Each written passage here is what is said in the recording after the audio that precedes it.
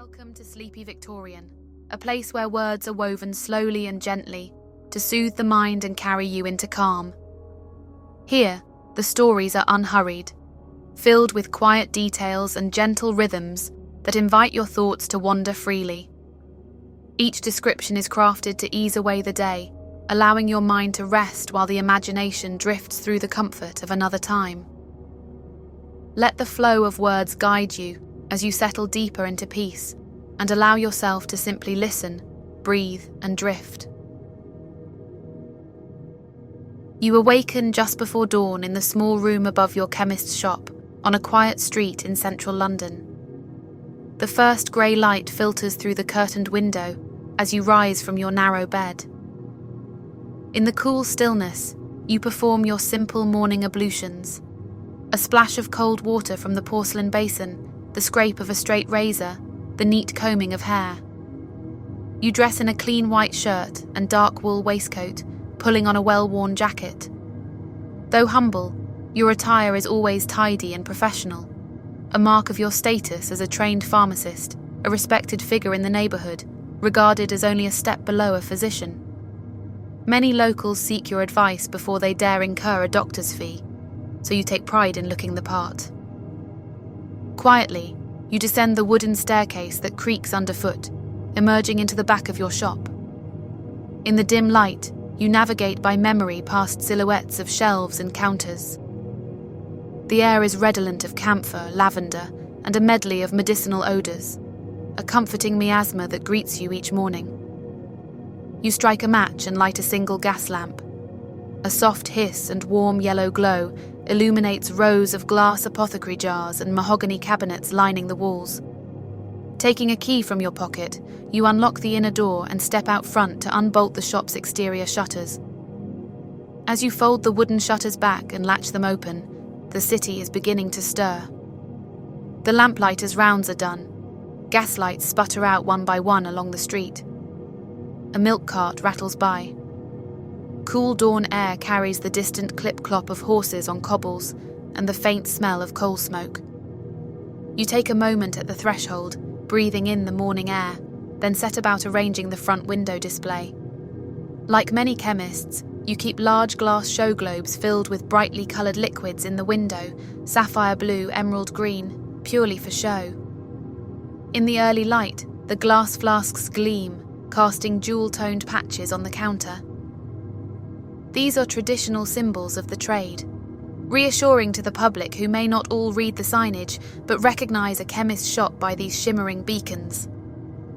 Satisfied that the display is orderly, you flip the hanging sign on the door to open and retreat inside to begin your preparations. In the golden lamplight, you survey your domain. Every surface is tidy from the night before. Along one wall stretches the dispensing counter with its marble top. Behind it, floor-to-ceiling shelves showcase neatly arranged bottles, jars, and tincture bottles with gilded labels. Drawers with Latin inscriptions hold dried herbs, roots, and powders.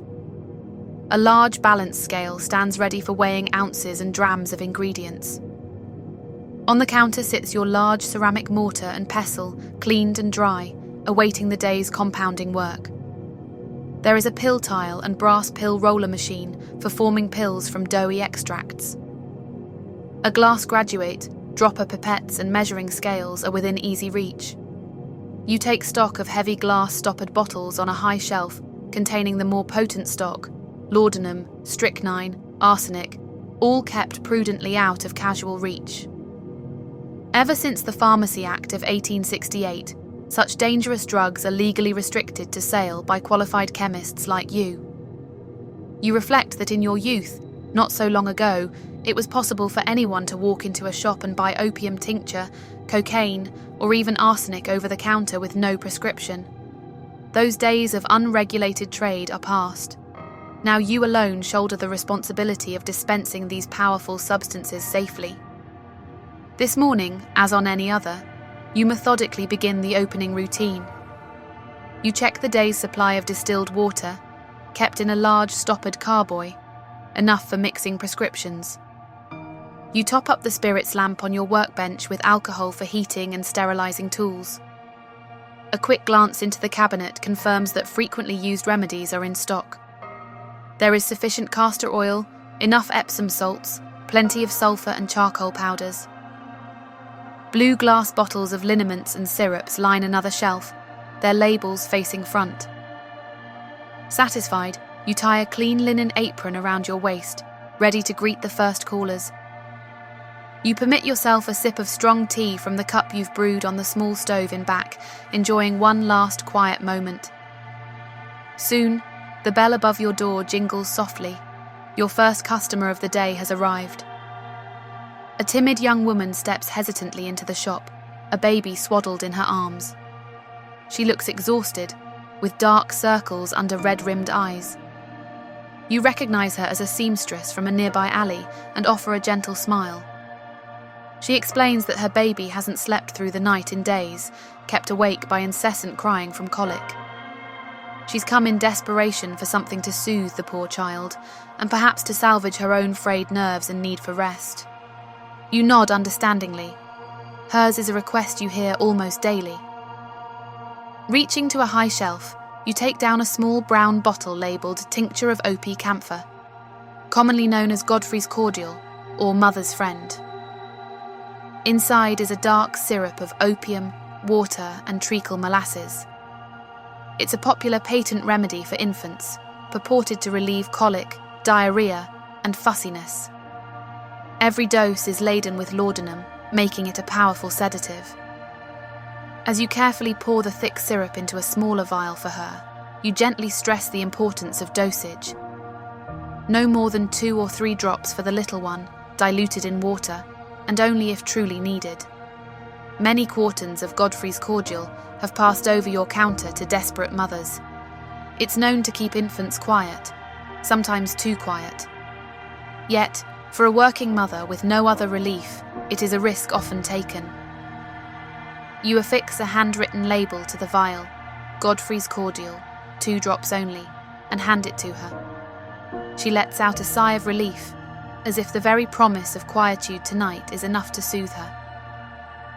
The door opens again, and the tall figure of Constable Harris steps inside, his navy tunic damp from the mist. He removes his helmet with a polite nod and makes his way to the counter, explaining that he has a scrape in need of attention. Lifting his sleeve, he reveals a shallow cut across his forearm, the edges darkened with street grime. You guide him to the bench, pour a little warm water into a bowl, and add a measure of carbolic solution.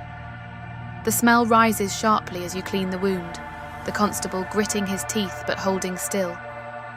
From a tin, you take a measure of boracic ointment, spreading it evenly over the raw skin before binding it neatly with a strip of clean linen. He thanks you, purchasing a small tin of the ointment for future use, and departs with his usual measured stride. No sooner has he left than another familiar figure bustles in, an older labourer who works at the nearby printing press. He walks with a slight limp today and cradles his left hand in a makeshift bandage. The sharp tang of dried blood reaches you as he unwraps a rag from his palm to show a deep gash across his hand.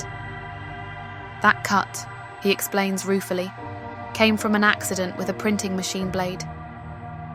Though the bleeding has slowed, the wound edges are dirty with ink and grease.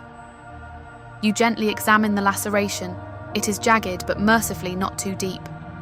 Still, it could easily fester if not properly cleaned. Calmly, you usher him to sit on a stool in the back area, where you keep a basin and roll of bandages. From a cupboard, you retrieve a glass bottle of carbolic acid solution, the very latest in antiseptic treatment. You pour a dilute carbolic mixture into a bowl, its distinctive medicinal smell rising as you soak a clean lint cloth. This may sting a touch, you warn. He grits his teeth as you flush the gash with the carbolic solution, washing out grime and clots. With slow, precise motions, you clean the wound edges and pat them dry with sterile gauze. From a jar of resin ointment, you take a dollop of pine resin and beeswax salve, spreading it on a strip of lint before applying it carefully. You then wrap his hand in a clean bandage, winding it securely but not too tight. He flexes his fingers experimentally, nodding in appreciation at the improved comfort. Before he leaves, you pour him a small vial of tincture of arnica, a few drops to take in water for pain and swelling. He pays with a few coins and a grateful smile before departing. The bell above the door tinkles again, and in steps a man with a rough wool coat. He explains that a splinter from a packing crate has lodged deep in his palm, and though he tried to dig it out himself, the pain has only worsened. You invite him to sit while you fetch a small pair of fine steel tweezers. After cleaning the skin with a little carbolic solution, you gently part the tender flesh and work the splinter free in one smooth motion. He exhales with relief as you dab the spot with tincture of iodine and apply a small bandage. The man flexes his fingers experimentally, thanks you, and leaves with a surer grip than he arrived with. A stout man with soot-stained hands arrives, wiping his brow. He says the smoke from his work at the forge has left his chest tight and his throat raw. You prepare a small bottle of glycerine and honey mixture, adding a measure of tincture of squill to ease his cough. The liquid glistens as it pours into the glass, thick and golden. You hand it to him with instructions to take a teaspoon when the coughing grows troublesome. He nods, already uncorking it for a cautious sip before leaving with a grunt of appreciation.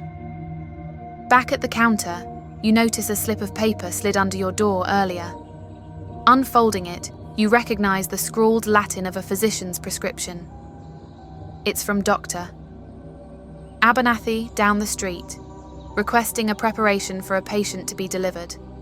A compound fever powder containing quinine, Dover's powder, and a small amount of camphor.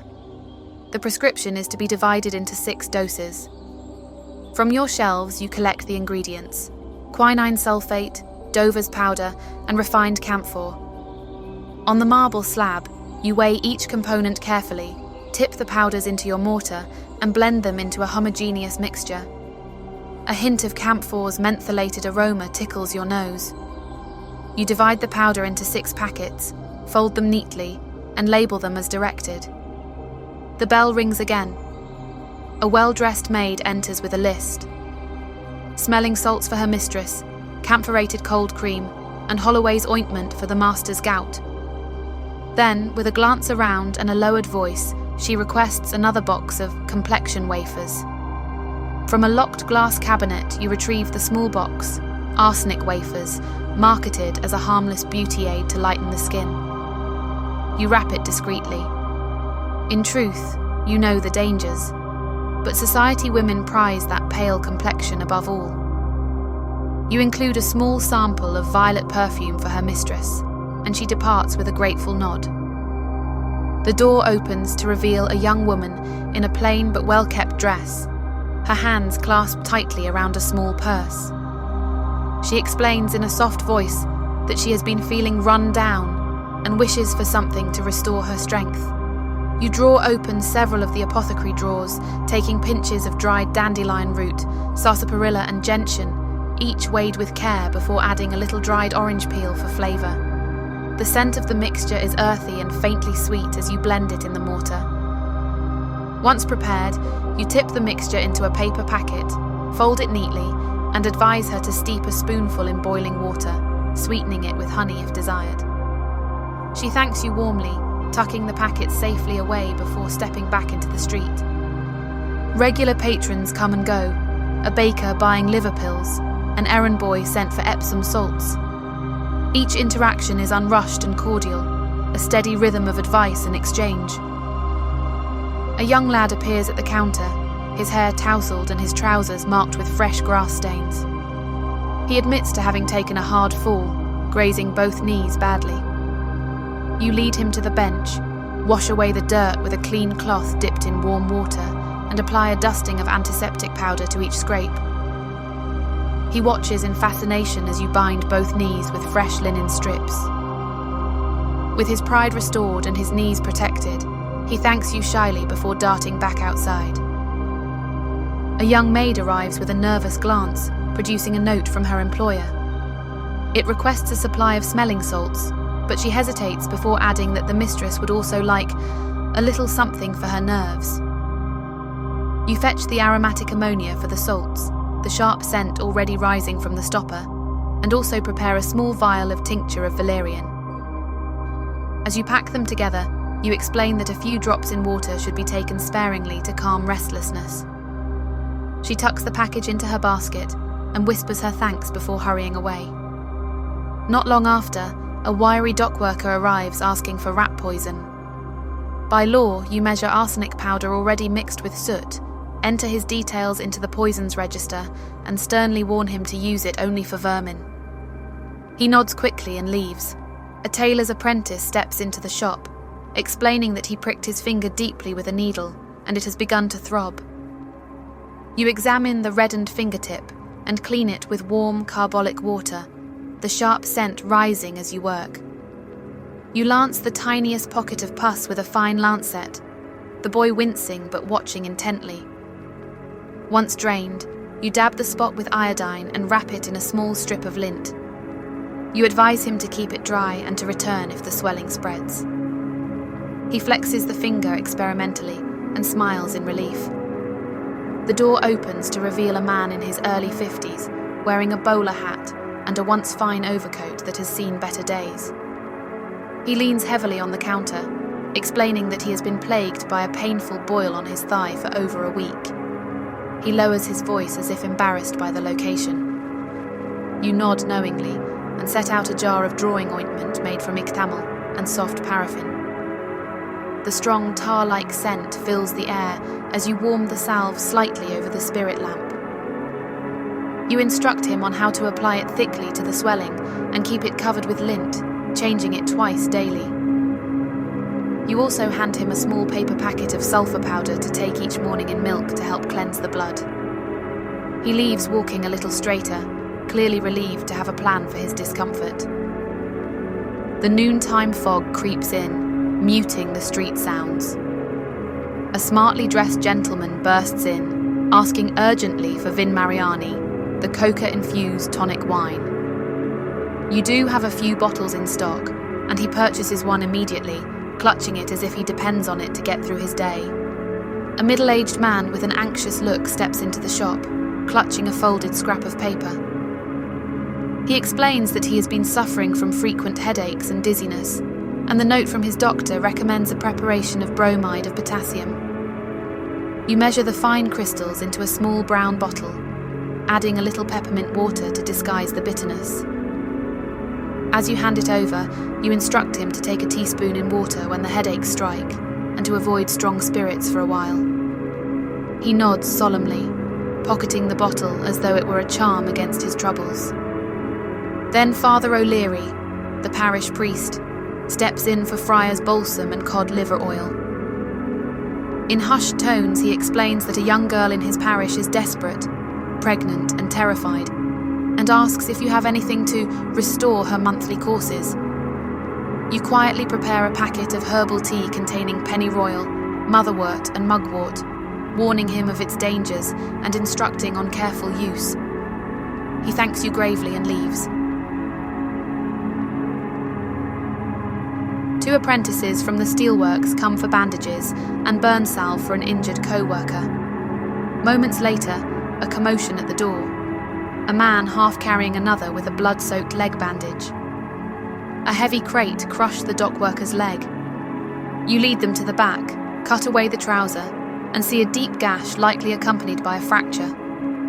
You apply a tourniquet to stem the bleeding, irrigate the wound with carbolic solution, and suture the flesh closed with catgut.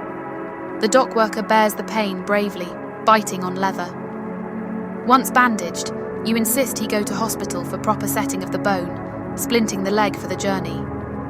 You give his friend a small bottle of chlorodyne to ease the pain on the way. They thank you profusely before leaving. The shop grows quiet again as you clean your instruments and light a stick of aromatic pastille to mask the smell of blood. Just then the bell rings, and a man in a weather-stained coat enters, holding his arm stiffly against his side. He explains that he cut it on a shard of glass while repairing a shop window.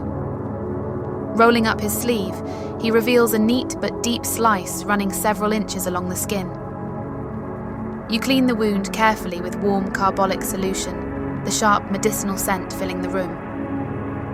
Taking up a fine curved needle and catgut, you place 3 tidy stitches, each pull drawing the skin together until the edges meet. Once satisfied, you lay a dressing soaked in weak iodine over it and bind the arm with a firm linen bandage. You give him a small phial of tincture of arnica for bruising and strict instructions to keep the wound dry. He thanks you with a look that carries both gratitude and fatigue before heading back into the street. A young boy comes in holding his jaw, a bad toothache. You dab a little oil of cloves on cotton for immediate relief and provide a few pellets of cocaine-soaked cotton for his mother to use sparingly. The boy smiles through his swelling and leaves with a sweet in his pocket. A fisherman with weathered skin and a salt-stiff coat approaches the counter. He says he's been troubled by seasickness during recent rough crossings. From your stock, you measure out a packet of ginger powder and a small vial of tincture of peppermint. You explain how to mix the ginger into warm water before sailing and to take a few drops of peppermint if the nausea returns.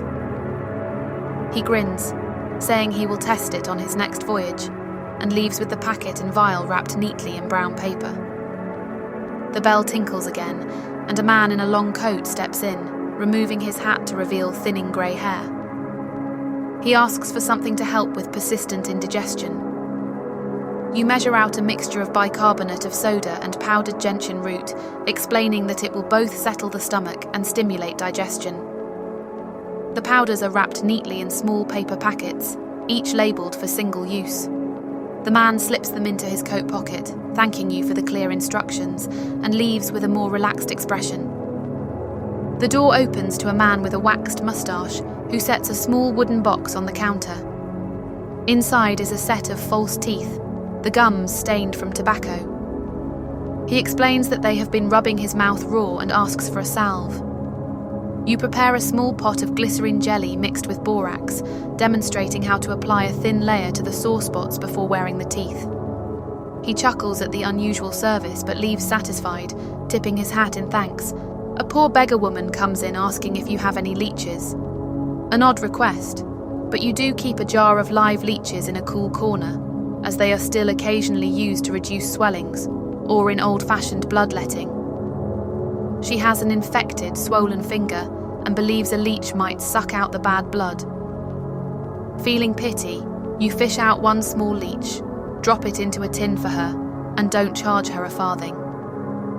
In truth, modern medicine is moving away from leeches and bleeding, but to her it's a tried-and-true remedy.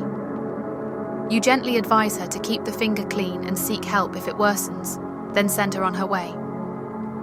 The door creaks open, and a smartly dressed older lady enters, carrying a small velvet pouch. She explains that her prized silver thimble has begun to leave a green stain on her finger whenever she sews, and she suspects it is due to tarnish. You fetch a small jar of jeweller's rouge and a cork stopper. Demonstrating at the counter, you rub a pinch of the fine red powder over the thimble until it gleams.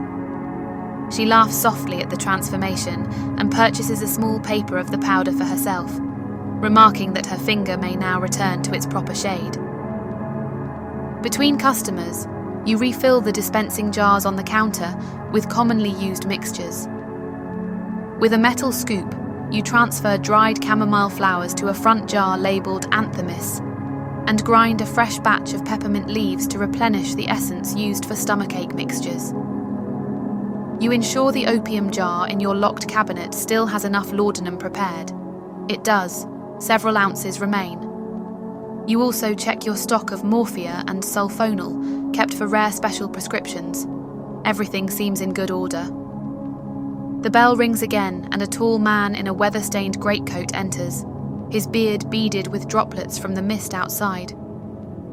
He sets a heavy parcel on the counter, unwrapping it to reveal several bundles of dried herbs. He explains that he has been foraging in the countryside and wishes to know if any have medicinal value. You sift through them one by one, recognizing yarrow, nettle, and coltsfoot among the collection. You praise his skill and offer to purchase a small quantity of the coltsfoot for your own stock, as it is useful for cough remedies. He seems pleased at the transaction, and you wrap the remainder for him to take home, offering a few suggestions on their uses. A young woman wearing a well-worn shawl enters, explaining that she has been feeling lightheaded and weak lately. You suspect a touch of anemia and prepare a tonic of tincture of iron, adding a spoonful of syrup of orange to mask the metallic taste. The liquid glows a deep amber in the measuring glass before you pour it into a bottle and seal it. You advise her to take a teaspoon in water after meals and to eat well when she can. She thanks you with a tired smile and departs, holding the tonic as if it were a small treasure.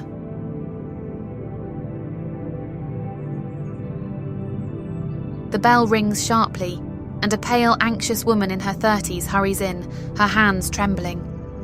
She admits in a whisper that she has been taking laudanum nightly to sleep and now cannot do without it. She begs you for another bottle. You weigh your response carefully. While you cannot abruptly cut her off, you decide to prepare a weaker dilution than usual. You measure laudanum carefully into a bottle, topping it up with camphorated tincture. You advise her to take only a spoonful, no more, and caution her that it is harmful in excess. She clutches the bottle as if it were life itself, her eyes desperate, and leaves. Moments later, another customer arrives, his manner brisk. He requires chloroform liniment for rheumatic pains. You prepare it by combining chloroform with soap liniment, blending carefully until smooth. You explain how to rub it into the joints sparingly, warning against overuse. He thanks you and departs. Not long after, the bell rings urgently. A man bursts in, shouting for help. His wife is in labour, and the midwife has not yet arrived. You seize your bag, hastily packing scissors, cord ties, ergot tincture, and clean linen. Following him through narrow streets, you enter a cramped tenement room where the woman lies sweating and groaning. By lamplight, you guide her through the birth. After much effort, a healthy cry fills the room. A child is born. You tie and cut the cord, wrap the infant, and hand the bundle to its exhausted but smiling mother. You dose her with a few drops of ergot tincture to contract the womb and staunch the bleeding. The father clasps your hands with gratitude, his eyes wet. You leave them, weary but uplifted, your bag stained but your spirit lightened. Back in the shop, you tidy your counter when a boy in a baker's apron hurries in, carrying a small jar with a crack across it. His hand is bleeding from the accident. You take the jar, examine the shallow cut across his palm, and clean it with warm water and tincture of benzoin. The sweet resin scent rises as you bind his hand with lint. You fill a paper bag with dried yeast for his mother and hand it to him. He smiles with relief and balances the bag carefully as he leaves. Soon after, a finely dressed gentleman arrives, removing his gloves to reveal small white blisters along the backs of his hands.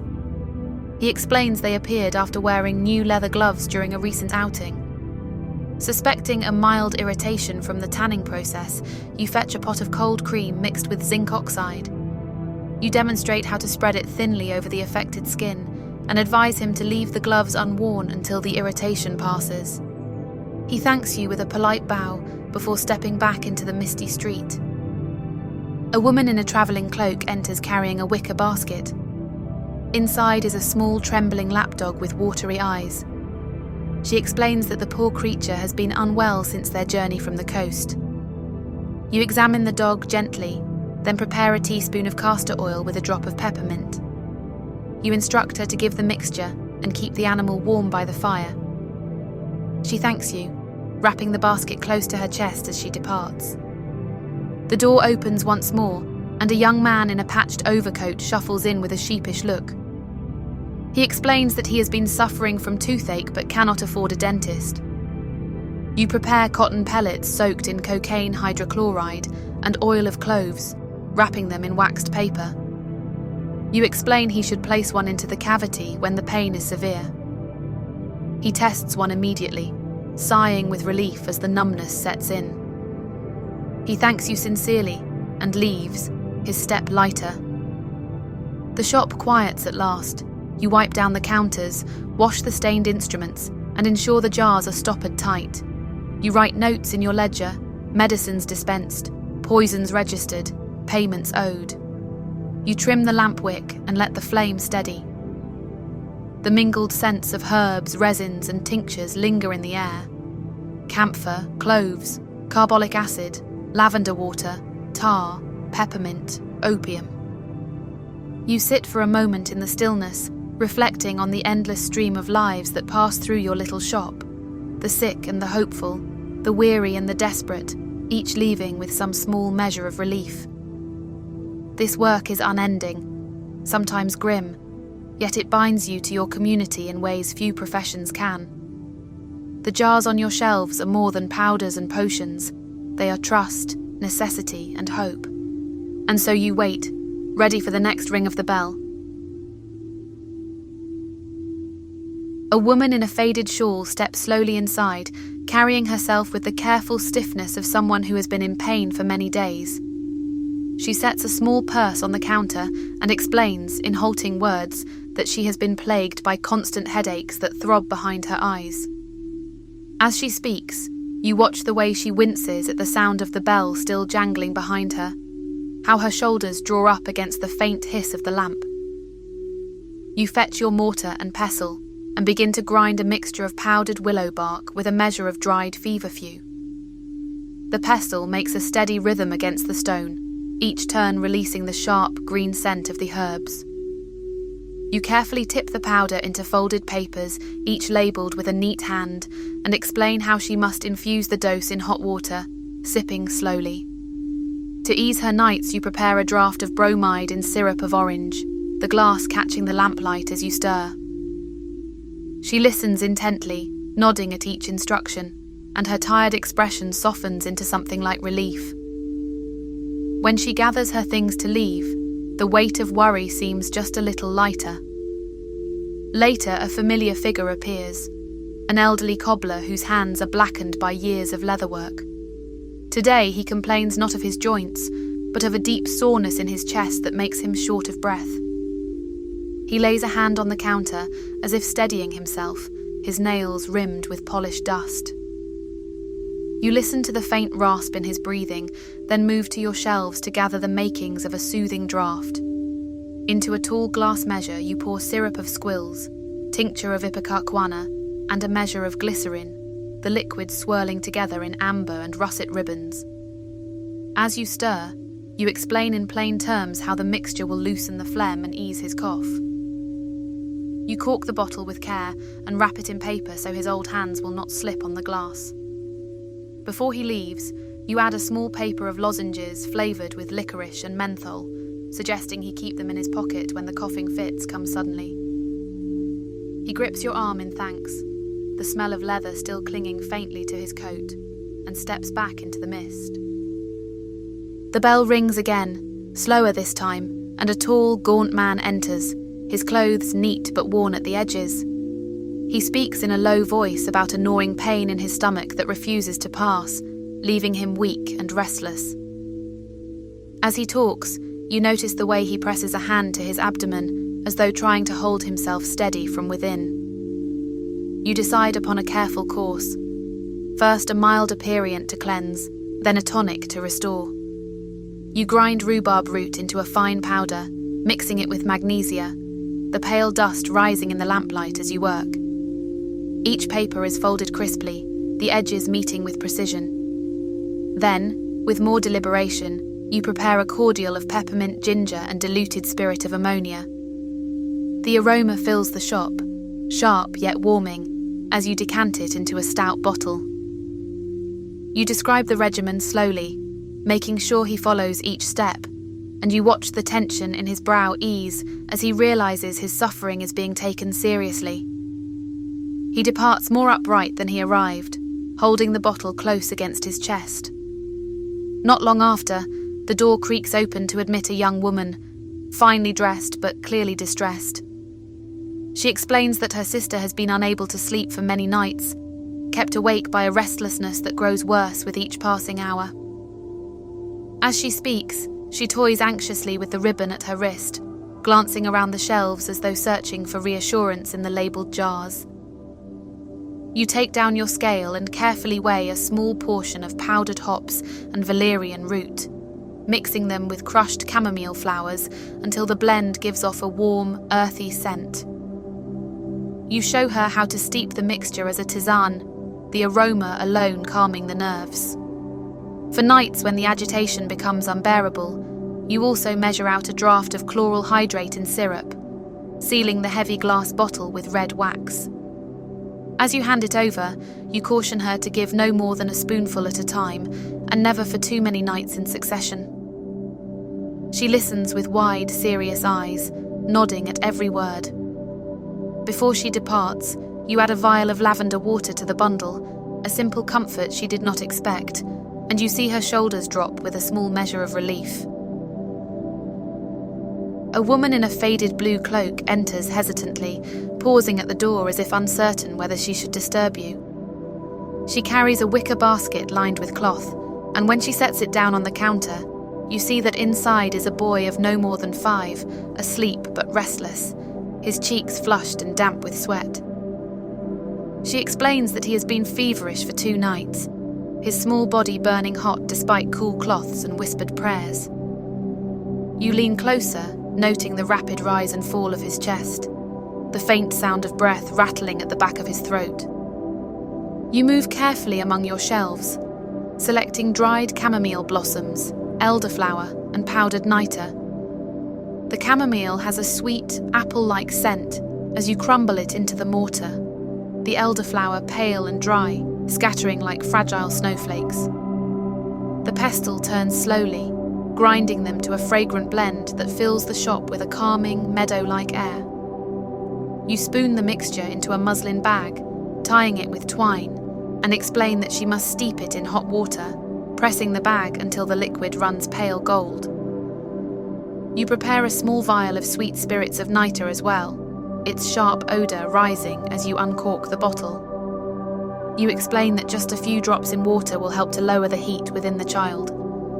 As you speak, her eyes glisten with tears of exhaustion, and she listens as though each word is a lifeline. You add a packet of barley water, suggesting she offer it cool to the boy when he will not take broth. She clasps your hand tightly as she gathers the basket once more, whispering thanks in a voice that trembles with relief. As she leaves, the boy stirs faintly, murmuring in his sleep. And you allow yourself a moment's quiet hope that the remedies may bring them both some peace. A carriage halts outside and a gentleman enters, his coat marked faintly with travel dust. He removes his gloves to reveal hands pale but covered in fine tremors, his long fingers restless upon the counter. He explains in clipped tones that for several weeks he has been unable to settle himself to work, plagued by a constant agitation of the nerves. He describes long hours at his desk, unable to concentrate, his thoughts scattering as quickly as they are formed. His voice grows sharp with frustration before faltering into silence, as though he fears his composure slipping in front of you. You nod gravely and begin to prepare a cordial. Into a glass measure you add tincture of valerian, its earthy odour pungent and heavy, followed by tincture of passion flower, pale and clear. You pour in syrup of orange peel, the bitterness softened by sugar, and mix until the liquid runs golden brown and smooth. The room grows still as you stir, the man watching every turn of the rod, as though the motion itself holds some reassurance. You pour the draught into a stoppered bottle, sealing the cork with red wax, and wrap it carefully. You explain that he should take a small measure when restlessness seizes him, and that he should not overindulge lest drowsiness overcome him. To aid his sleep, you add a small paper packet of dried hops to steep in hot water by his bedside, their scent calming even before the infusion is drunk. His breathing steadies as you speak, and the trembling of his fingers grows less noticeable. He thanks you with a short bow, his composure returned, and leaves with the package held close as though guarding a secret. The door creaks, and an elderly woman shuffles in, leaning heavily on a wooden cane polished by years of use. Her hands are gnarled with rheumatism, her knuckles swollen and red, and she sets them gingerly on the counter as she explains her suffering. She describes long nights where pain gnaws at her joints, leaving her awake and weeping with no relief. Her voice is steady, but her eyes carry the weight of years endured. You take down a small jar of camphor crystals, their scent strong and penetrating, and crush them into fine powder. Into the mortar you add oil of mustard and a measure of turpentine, the mixture warming as it blends, releasing vapours that clear the head and sting the eyes. The paste gleams pale and oily as you transfer it into a dark glass jar, stoppering it tightly. You demonstrate gently upon her hand how to rub it into the swollen joints, explaining that the heat will bring relief, though it may burn at first. To complement the liniment, you prepare a packet of powdered colchicum, warning her gravely of its strength and instructing her to take no more than a single dose, dissolved in warm milk when the pain grows unbearable. She listens carefully, nodding at each warning, her face resolute. When you hand her the bundle, she clasps it to her chest with a sigh that seems to release years of tension. Slowly she makes her way to the door, pausing only to offer a faint smile before disappearing into the fog. A young man arrives in workman's clothes, his face pale beneath a layer of dust. He removes his cap and admits in a subdued tone that his stomach has tormented him for weeks, twisting and gnawing until he can scarcely keep food within him. His voice breaks as he confesses his fear of losing his position at the workshop should his strength fail. You motion him to sit while you gather your ingredients. You measure out powdered rhubarb root, its earthy scent rising as it spills into the mortar, and mix it with light magnesia until the powders blend to a pale, chalky hue. You fold the mixture into papers, stacking them neatly. Next, you prepare a tonic to restore his appetite and strength. Peppermint oil, tincture of ginger, and diluted spirit of ammonia, combined with a spoon of sugar to soften the sharpness. The liquid grows cloudy and aromatic, filling the room with a bracing scent. You pour it into a stout bottle and seal it firmly. You explain how the powders will cleanse, how the draught will strengthen, and caution him to eat plain food while his stomach recovers. As you speak, you see colour return faintly to his cheeks, the assurance of being cared for lifting his burden. He thanks you with quiet sincerity, clutching the parcels to his chest as though they were a shield against despair, and walks out straighter than he entered. The final caller of the evening is a woman dressed in black silk, her eyes shadowed but sharp. She places a small bottle on the counter with a firm hand, saying that her husband's sleeplessness has worsened despite your earlier draft. She describes him pacing through the night, muttering half-formed thoughts, unable to rest. Her tone is clipped, but beneath it lies fear and exhaustion. You consider carefully before preparing something stronger. Into a clean glass you dissolve crystals of chloral hydrate, their bitter tang rising sharply, and mix them into syrup of orange to mask the taste. The liquid turns clear and heavy, viscous as it pours into a dark bottle. You seal the cork and bind it with wax, emphasizing the gravity of the remedy. You instruct her in precise terms. No more than a single spoonful at night, mixed with water, never to be repeated without pause. You caution her against indulgence, explaining that dependence may follow if the draught is taken too freely. She listens intently, her stern composure softening as she realizes the care taken in your preparation. You add a small vial of lavender water for the pillow, a simple comfort that may aid alongside the stronger measure. For the first time, her expression eases, and she thanks you with genuine warmth before gathering the package. As she departs, her footsteps sound lighter, carrying with them the fragile hope of quiet nights restored.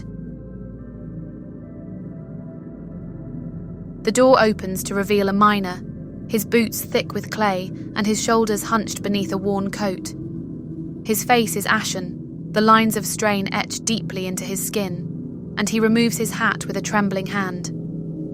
He explains that for weeks his chest has felt tight, every breath leaving him raw and weary, each cough tearing through him until he fears he may not return to the pit. His words falter as he describes the black dust that clings to his throat and lungs. You guide him to the chair by the counter and begin preparing a draught. Into the mortar you place licorice root, grinding it until the sweet, earthy scent fills the air. You add powdered squills and honey, mixing them slowly into a thick paste that glistens under the lamplight. You thin it with glycerin and a measure of tincture of tolu, the mixture dark and fragrant, almost soothing to breathe. As you stir, the man watches with eyes heavy from fatigue, yet hopeful. You pour the medicine into a large bottle, sealing it with wax, and explain that it will soothe the irritation in his throat and ease his cough. To strengthen his lungs, you also prepare a paper of dried thyme and horehound, instructing him to steep the herbs in boiling water and inhale the steam before drinking the infusion. The directions are simple, yet you see how carefully he listens, as though each word is a promise. When you hand over the parcels, his roughened hands cradle them as tenderly as a precious gift. He thanks you in a voice low and rasping, and leaves with a slower step, his burden eased if only in spirit. A young mother enters with a child clinging to her skirts, his face pale and eyes glassy with unease. She confesses, her voice catching, that the boy has been plagued by nightmares that leave him screaming in the dark, his sleep broken, his body restless and thin. She looks worn to the bone, dark circles under her eyes, her hands twisting the fabric of her apron as she speaks. You set about preparing something gentle. From a drawer you take dried lavender blossoms and crushed chamomile, blending them into a soft-scented tisane. The fragrance rises, calming even before it is brewed. You add a little powdered skullcap for its quieting effect, mixing it carefully so as not to overpower the milder herbs. You place the blend into a muslin bag and tie it tightly, instructing her to steep it before bedtime, letting the scent drift through the room as much as the flavour comforts the child. To help further, you fill a small vial with syrup of orange laced with bromide, warning her to use only the tiniest spoonful when the child is at his most agitated. You describe how the draught should be a last resort and how the herbs alone may suffice most nights. She listens intently, her eyes glistening as though the weight of helplessness is finally lifting. As she leaves, the child clutches the muslin bag to his chest, comforted already by its faint aroma, and you watch them disappear into the fog with a fragile hope in their steps. An elderly gentleman in a worn frock coat enters, leaning heavily on his walking stick. He clears his throat with difficulty and explains that he has suffered a persistent constipation, leaving him uncomfortable and unable to rest. His dignity is such that he lowers his voice to a near whisper, his cheeks tinged with embarrassment, but his eyes plead for relief. You nod gravely and begin to prepare a powder. Into the mortar you add powdered rhubarb and sulphur, their earthy scents mingling, before mixing in cream of tartar to soften the strength. The pestle circles steadily, reducing the mixture to a fine pale dust. You fold the powder into neat white papers, stacking them carefully, each one measured with precision. To aid him further, you prepare a cordial of senna pods steeped in prune syrup, the liquid thick, dark, and sweet. You pour it into a stoppered bottle and seal it with string. You explain gently how he must take only a small amount of the powder in water and the cordial in moderation, lest his system grow too dependent. His shoulders sag with relief as you hand over the bundle, his pride preserved by your quiet manner. He thanks you in a low voice, his eyes filled with gratitude, and makes his way out, his cane tapping softly against the wooden floor. A sailor arrives next, his coat smelling faintly of salt and tar, his gait uneven as though the sea still rocks beneath his feet. He speaks of sleepless nights and a gnawing unease in his stomach that worsens with every meal. His voice is rough, his words hurried, as though he fears being judged for weakness. You listen carefully before setting to work. Into the mortar you place ginger root, dried and sharp, mixing it with powdered peppermint and a measure of bismuth. The pestle grinds the powders to a smooth grey mixture, the scent warm and bracing. You fold the powders into papers, creasing each with firm precision. Then you prepare a tonic, diluted spirit of ammonia, combined with tincture of gentian and sweetened with syrup of cloves. The draught gleams amber in the lamplight, its aroma bitter yet comforting.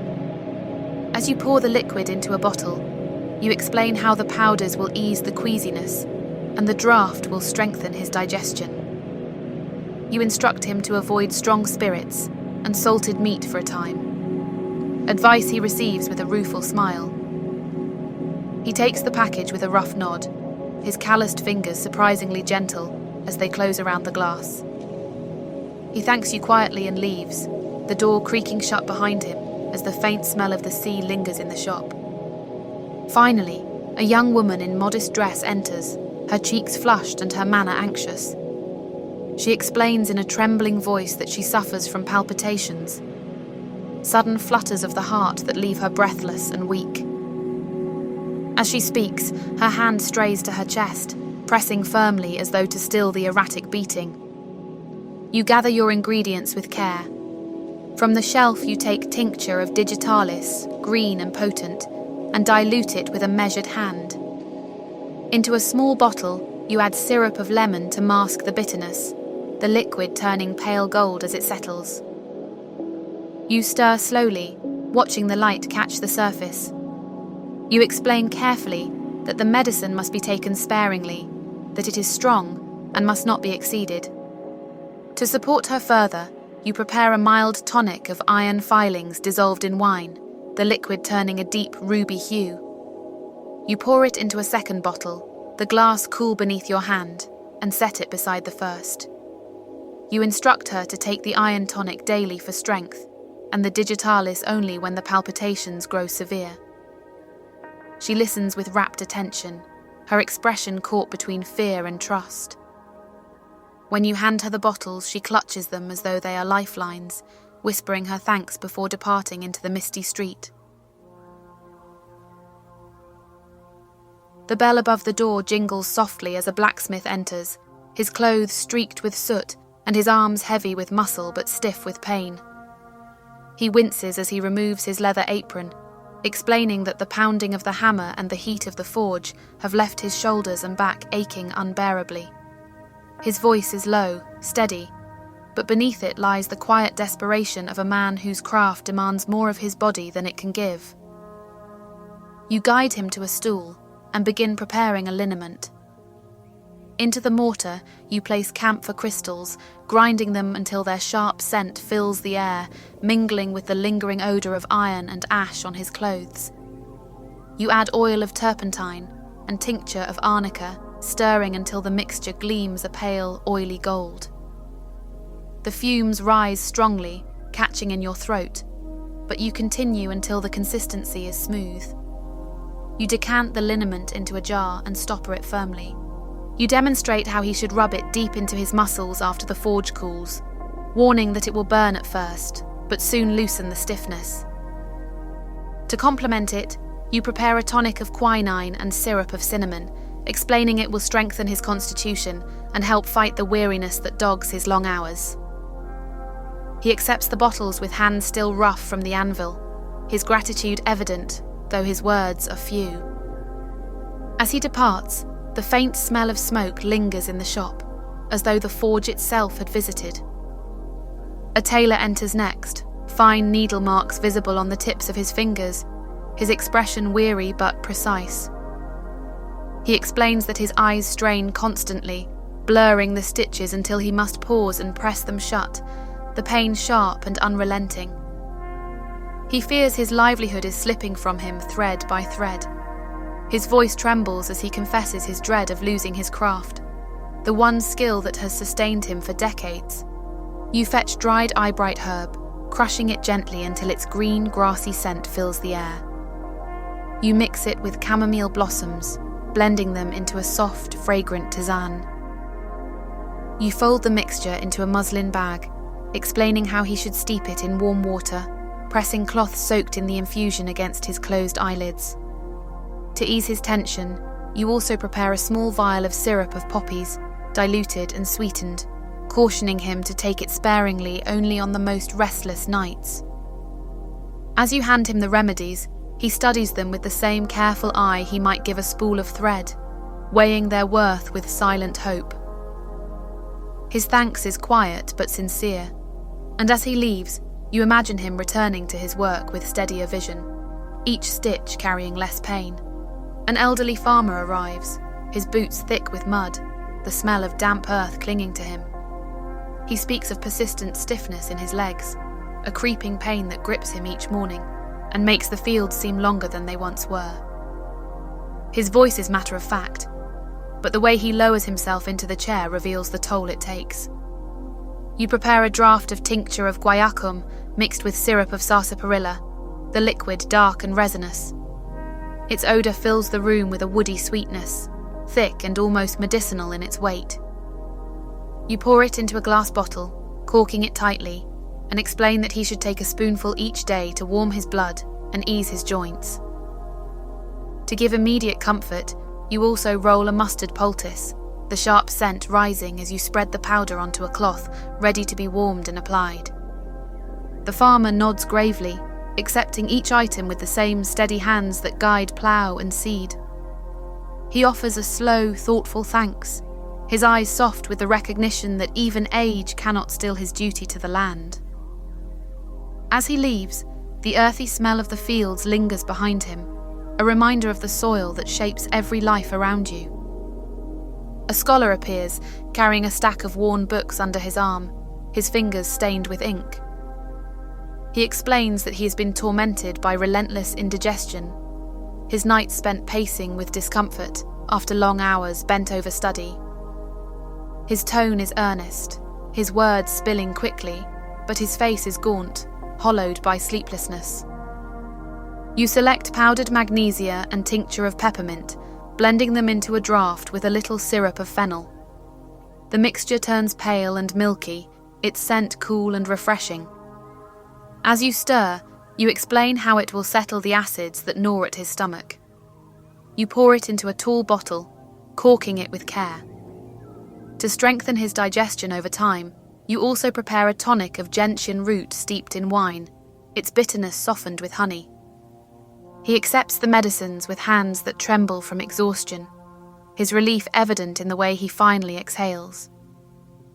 He thanks you in a voice thick with gratitude, and when he departs, the faint scent of parchment and ink seems to cling to the air, as if the very weight of study had passed briefly through your shop. The last visitor is a washerwoman, her apron still damp from her work, her hands raw and red from endless scrubbing in cold water. She explains, in a voice thin with fatigue, that her skin has cracked until even the touch of cloth burns. She shows you her hands, the skin split and sore, and you see the mark of toil written in every line. You prepare a soothing ointment of lanolin and almond oil, blending in a measure of beeswax until it sets soft and creamy. The mixture glows pale in the jar, faintly sweet in scent, rich and protective. You add a drop of tincture of calendula for its healing touch, stirring slowly until the cream is smooth. You seal the jar and press it gently into her hands, instructing her to apply it at night beneath cotton wraps, so the skin may mend. To strengthen her as well, you pour a cordial of malt and iron, deep brown and nourishing, into a heavy bottle. You explain that it will restore some of the strength sapped by her endless labour. She nods silently, tears brightening her eyes as she accepts the remedies, and when she leaves, the faint sound of dripping water seems to linger in the silence. A man in a merchant's coat enters, his expression taut with unease. He explains that his bowels have plagued him with sudden looseness for weeks, leaving him weak and afraid to travel beyond the confines of home. His voice drops lower as he confesses the indignity of being caught unprepared in public, his face shadowed with embarrassment. You move carefully among the shelves and take down powdered chalk, blending it with tincture of catechu and a little syrup of nutmeg. The mixture turns a pale brown, aromatic and binding. You stir it into a draught that pours smooth and heavy into a glass bottle. The scent of spice softens the air, masking the harsher tones of medicine. To offer gentler, ongoing support, you prepare a packet of blackberry root, dried and fibrous, instructing him to steep it in boiling water and sip slowly through the day. The taste will be sharp but strengthening. You explain how these remedies will steady his system, restoring balance without robbing him of strength. His shoulders ease as he takes the bottles, relief evident in his eyes. He thanks you softly and departs, his dignity steadied by the privacy you afford him. A young apprentice carpenter arrives, his face pale with fatigue, his hands blistered from constant labour. He admits that lately he has been beset by fainting fits, sudden spells of weakness that leave him collapsed upon the floor, his fellow workers fearful for his life. His words spill in a rush, laced with both shame and desperation. You reach for a small jar of powdered iron filings and mix them into syrup of orange wine, stirring until the liquid gleams a deep ruby hue. The metallic tang rises faintly in the air as the mixture thickens, heavy with promise of renewed strength. You pour it carefully into a wide-mouthed bottle and seal the cork. To complement it, you prepare a tonic of bitter gentian root steeped in spirits, the sharp aroma cutting through the air. You explain gently how the iron will restore his blood, while the gentian will stir his appetite and sharpen his constitution. He listens with wide eyes, clutching the bottles as though they are lifelines. As he departs, you see colour already blooming faintly in his cheeks, the strength of hope working alongside the remedies. An older woman, her bonnet askew from haste, enters with trembling hands. She explains that she is haunted by sudden fits of breathlessness, her chest tightening until she feels the world closing in. Her words are broken by short gasps, and she grips the counter to steady herself. You prepare a draught with utmost care. Into the glass you pour tincture of lobelia, sharp and acrid, followed by syrup of squills and a few drops of tincture of belladonna. The scent is pungent, both earthy and dangerous. You stir slowly, ensuring each measure blends precisely before pouring it into a dark bottle and sealing the cork. You instruct her gravely on the narrow margin of safety. Just a few drops in water when the fits strike, never more. To ease her mind, you also prepare a small vial of lavender spirits, suggesting she inhale its calming scent during anxious moments. Her breathing steadies as she listens, her faith in your measured tone lending her strength. She clasps your hand before leaving, her gratitude unspoken but plain in her eyes. A gentleman scholar returns, this time not for himself but on behalf of his wife. He explains that she is pale, withdrawn, and unable to rise from her bed, her vitality diminished until she scarcely eats or speaks. His voice trembles as he admits his fear that she is wasting away before his eyes. You begin with a strengthening cordial.